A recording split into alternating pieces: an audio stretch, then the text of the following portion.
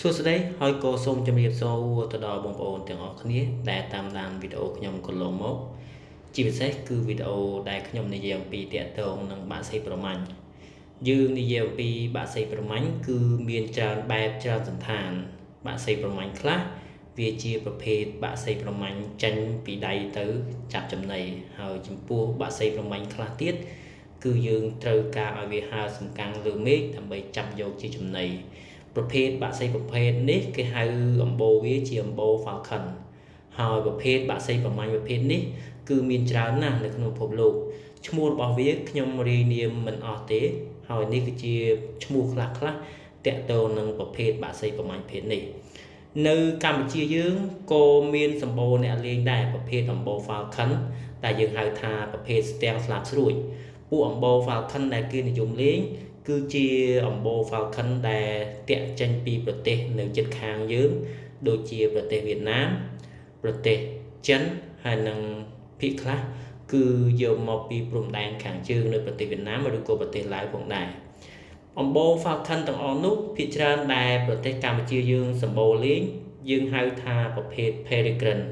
ប្រភេទ Peregrine ហ្នឹងវាចែកចេញជាអំបូរផ្សេងដែលបងប្អូនយើងអ្នកខ្លះទៅហៅថាប្រភេទ Peregrine Falcon ប៉ុន្តែវាមានឈ្មោះផ្សេងហើយឈ្មោះផ្សេងនោះតើតើអ្នកលេងប្រភេទអំបូរ Falcon ដូចគ្នាបានគាត់ស្គាល់ថានេះជាប្រភេទ Falcon ដែរតែប្រភេទពូជអ្វីមួយហើយបន្តមកទៀតគឺ Black Falcon ពួក Black Falcon ដែលយើងហៅថា Black Sucker Black អីហ្នឹងទៅឬក៏ Black Falcon ផ្សេងហ្នឹងទៅដែលបងប្អូនបានស្គាល់ហើយប្រភេទពួក Falcon ខ្លះផ្សេងទៀតមានដូចជាប្រភេទ GYR ប្រភេទ GYR នេះក៏នៅអំបូរប្រទេសកម្ពុជាយើងមានលេងច្រើនដែរប៉ុន្តែប្រភេទ Sucker នេះប្រភេទ GYR នេះសុំទោសច្រឡំ Sucker ប្រភេទ GYR នេះគឺជាប្រភេទបាក់សីប្រមាញ់ស្ថិតនៅប៉ែកអារ៉ាប់គឺតំបន់ប្រទេសក្តៅអញ្ចឹងវាមានតម្លៃថ្លៃភាគច្រើននៃបងប្អូនដែលលេងប្រភេទ GYR គឺជាបងប្អូនដែលមានមូលធនគ្រប់គ្រាន់ហើយនឹងសេដ្ឋកិច្ចរៀងធូរធារគួរសមអញ្ចឹងគាត់ស្រឡាញ់គាត់ក៏ធ្វើការ purchase order ឬក៏ការបញ្ជាទិញ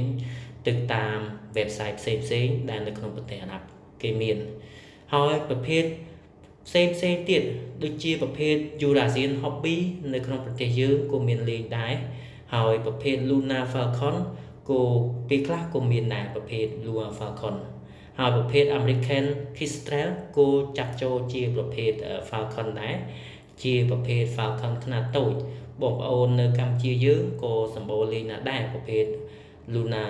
ឬក៏ប្រភេទ Kestrel នេះគឺសម្បូរលេងណាស់បងប្អូនហើយឈ្មោះរបស់វាគឺខ្ញុំរៀបរាប់មិនអស់ទេប៉ុន្តែខ្ញុំលើកយកតែចំណុចខ្លះដែលមានលេងនៅក្នុងប្រទេសកម្ពុជាហើយនឹងសម្បូរលេងនៅក្នុងប្រទេសកម្ពុជាហើយភាគច្រើនប្រទេសកម្ពុជាយើងចូលចិត្តលេងប្រភេទ GYR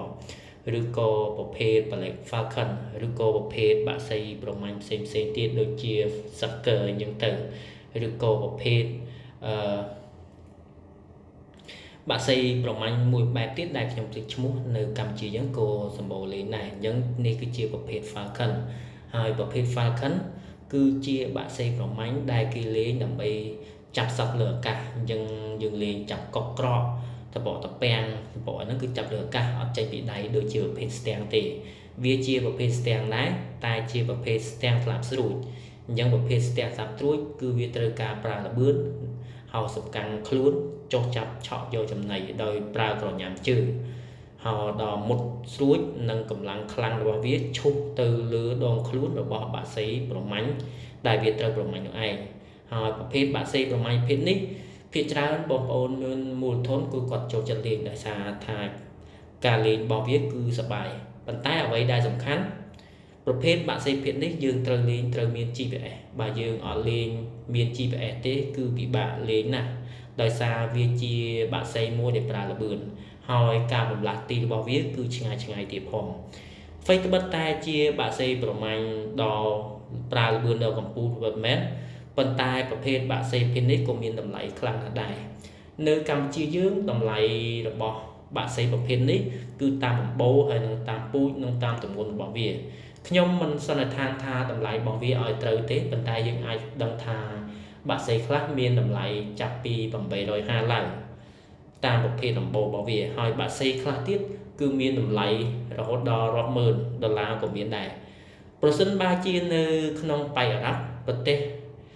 អារ៉ាប់ឬក៏ប្រទេសអារ៉ាប់រួមហ្នឹងដែលយើងហៅថាសហគមន៍អារ៉ុបសហគមន៍អារ៉ាប់ហ្នឹងច្រឡំសហគមន៍អារ៉ុបសហគមន៍អារ៉ាប់គឺគេមានសមាគមមួយដែលដេញថ្លៃទៅលើបាក់សីប្រមាញ់ទាំងអស់នៅក្នុងសហគមន៍របស់គេអញ្ចឹងបាក់សីប្រមាញ់ដែលល្អឆ្លាតហើយរហ័សក្នុងការប្រមាញ់គឺដេញបានថ្លៃតាមខ្ញុំដឹងគឺបងប្អូនធ្លាប់មើលវីដេអូខ្ញុំហើយគឺវីដេអូមួយនោះខ្ញុំនិយាយថាបាក់សីប្រមាញ់មួយមានតម្លៃរហូតដល់$50,000ក៏មានដែរអញ្ចឹងទៅតាមការដេញថ្លៃក្នុងឆ្នាំនីមួយៗដែលបងប្អូនប្រជាជនអារ៉ាប់គាត់ចូលចិត្តនិយមលេងយើងនឹងស្រាប់ហើយនៅប៉ែកអារ៉ាប់គឺជាប្រទេសដែលសម្បូរអ្នកមានមូលធននិយាយរួម